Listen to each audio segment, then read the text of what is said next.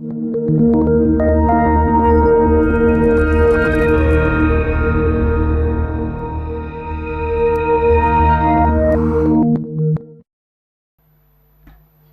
జీవితాలను రక్షణలో నడిపించాడు నా యేసయ్య. ఈ మాయ వద్దు నాకు. అబ్బా, ఇది ఒక్కటి బాగా నేర్చుకున్నారు ఈ మాయ. శబాష్ శబాష్ శబాష్ అని నాలుగు బాధంగానే ఓకే నేను మునగ చెట్టు ఎక్కేస్తానని. నేను ఎక్కను. నాకు చప్పట్లు కాదు కావాల్సింది, ఇప్పుడు మీ ఆలోచన ఏందో కావాలి. నాకు బాధ పెట్టానా? న్యాయమేగా నేను అడిగింది. శాలేమన్న ప్రార్థననే నువ్వు ఆశపడితే మరి నువ్వెప్పుడు ప్రార్థన చేస్తావు? దయ్యం పట్టిన వ్యక్తిని శాలేమన్నే దురాత్మని వెళ్ళగొట్టే పరిస్థితి ఉంటే మరి నువ్వెప్పుడు వెళ్ళగొడతావు? 10 మంది నీతిమంతులు నువ్వెప్పుడు సమకూరుస్తావు? ప్రాంతాలు నాశనం కాకుండా ఎన్నో రకాలుగా నశించిపోతున్న జీవితాలు నీ కళ్ళ ముందు కనపడుతుంటే చిత్తశుద్ధి లేకుండా ఎన్నాళ్ళు తిరుగుతావు? అసలు ఎదుటోళ్ళని రక్షించడం సంగతి అటు నుంచి ఇంతకు నువ్వు రక్షణ పొందావా? అసలు నువ్వు మారు మనసు పొంది బాప్తీసం పొందావా? నువ్వు ఇంతకీ కొంపతీసి నువ్వే పొందలేదా? ఇది ఇంకా దరిద్రం. నువ్వే పొందకపోతే అర్జెంటుగా ఈరోజే పొందు. నువ్వు మారు మనసు పొంది రక్షణ పొంది ఈరోజు దేవుని కార్యాలకు దీక్షాబద్ధురాలవై నడుం కట్టాం.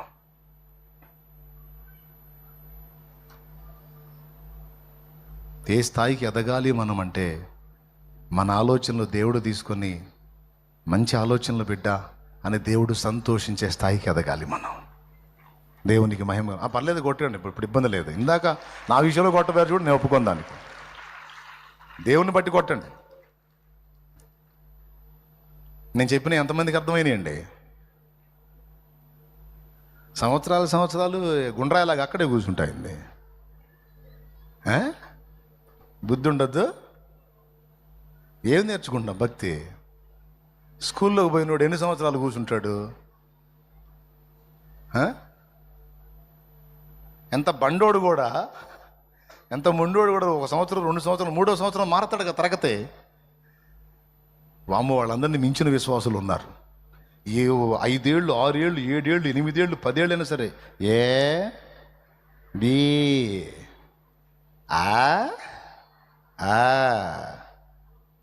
10 ఏళ్ళు అయితే విశ్వాసంలోకి వచ్చి ఒక్కసారి కూడా బైబిల్ చదివిన సాక్ష్యం ఉంటుందా? ఎన్నిసార్లు చదివామా బైబిల్ అంటే? ఇప్పుడే మొన్ననే మొదలు పెట్టాను అన్నయ్య దేవుడు మాట్లాడితే. 10 ఏళ్ళ నుంచి మాట్లాడలేదు. చదవద్దా పరిశుద్ధ గ్రంథం? చదువు లేని వాళ్ళు నయం పాపం సెల్ ఫోన్ అన్నారు పెట్టుకొని వింటున్నారు. చదువు ఉండి కూడా చదవని వాళ్ళు ఉన్నారు. నువ్వు చదివే మిగిలిన చెత్తవాటి కంటే బైబిల్ గ్రంథం తీసేసిందా? ఎంత ఇంపార్టెంట్ అది. పిచ్చోడిని కూడా జ్ఞానవంతుడిగా చేసే పుస్తకం కదండి అది. ఆలోచన చేద్దాం, ఈరోజు ఆలోచన చేద్దాం. సిగ్గుపడదాం, దేవుని దగ్గర నేర్చుకుందాం. యేసయ్య అన్నాడు, విశ్వాసము లేని తరమ వరలారా, నేను ఎంతకాలం మిమ్మల్ని సహింతును, ఎంతవరకు మీతో కూడా ఉందును. ఏమన్నాడు? అన్నాడా లేదా? మార్కు సువార్త 9లో, విశ్వాసము లేని తరమ వారలారా, విశ్వాసము లేని తరమ వారలారా, ఎంతకాలం మీతో కూడా ఉందని, ఎంతవరకు మిమ్మల్ని సహింతును. మీరు ఎప్పుడు ప్రయోజకులు అవుతారు? మీరు ఎప్పుడు గద్దించి వాటిని వెళ్ళగొడతారు? మీరు ఎప్పుడు ప్రజల్ని బంధకాల్లోంచి విడిపిస్తారు? మీరు ఎప్పుడు వాళ్ళకి ఆత్మీయ ఆహారం పెట్టే స్థాయికి ఎదుగుతారు?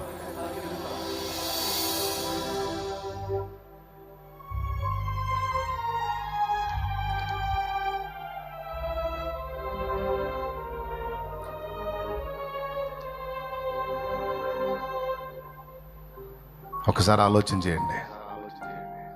అన్నా, నేనే సిగ్గుపడుతున్నాను ఈవేళ. నిజమే, నా దేవుడు నేర్పిన విషయాలని నేర్చుకొని నేను దేవుని పనిముట్టుగా మారాలి, పోరాటంలో జయించాలి. నేను భక్తి సాధన చేయాలి, 10 మందిని బలపరచాలి. ఈరోజు నాకు సిగ్గు అనిపించింది, నేను సరి చేసుకుంటున్నాను. ఈరోజు నేను సరిదిద్దుకుంటున్నాను, సరి చేసుకుంటున్నాను. అన్నా, నా కోసం ప్రార్థన చేయి అంటే నేను నీ కోసం చేస్తా.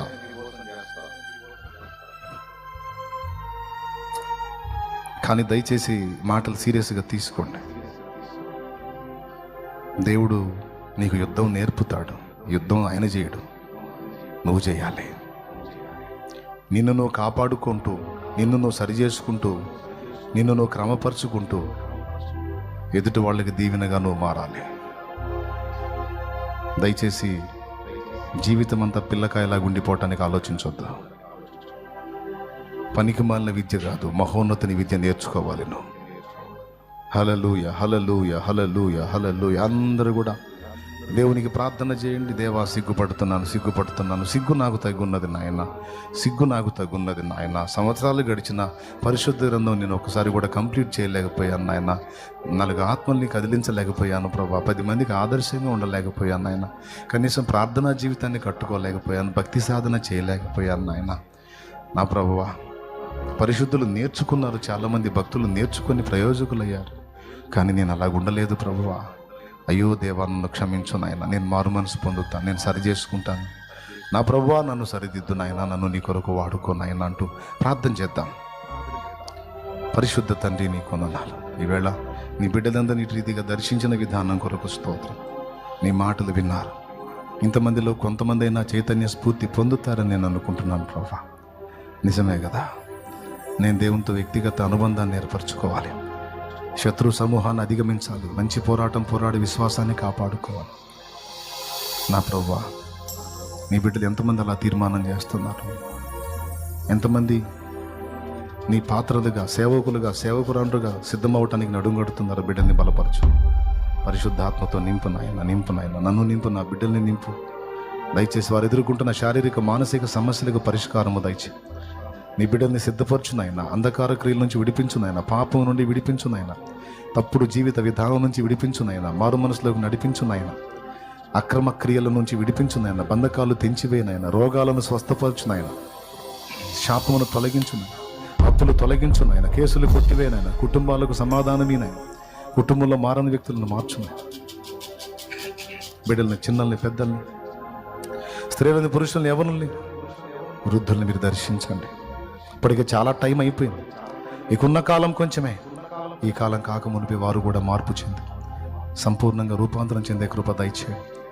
మా బిడ్డలు ఎవ్వరు కూడా నిష్ప్రయోజకులుగా ఉండకూడదు. మా బిడ్డలందరూ కూడా ప్రయోజకులుగా మారాలి. ఆత్మీయంగా బలాభివృద్ధి పొందాలి.